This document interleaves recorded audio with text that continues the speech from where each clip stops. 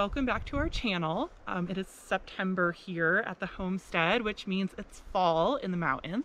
You can kind of see we have some yellow foliage behind me. That is a sure sign that winter is coming, but it also means that rosehips are now ready to harvest. I'm a little new in my foraging journey, but someone who has been a huge inspiration to me is my friend Karlee.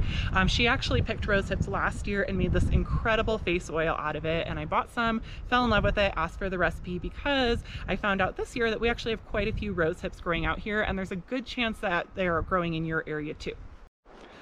So as you can see, we are just on a small four-wheeler trail. It's actually the trail we've been using to train our dogs.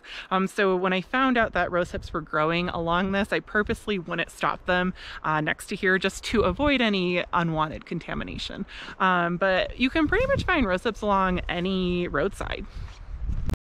And what you're looking for are these bushes that have these really awesome red fruits coming out of them.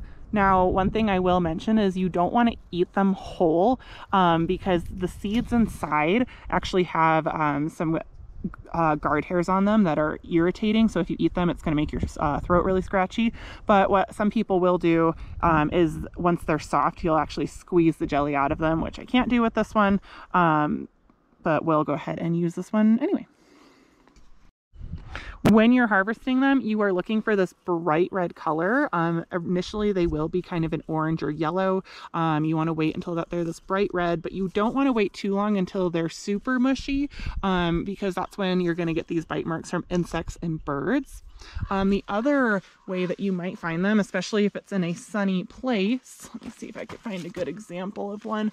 Sometimes they might just be a little shrivelly, and those ones are perfectly fine to use. In fact, a lot of people dry rosehips to use them later.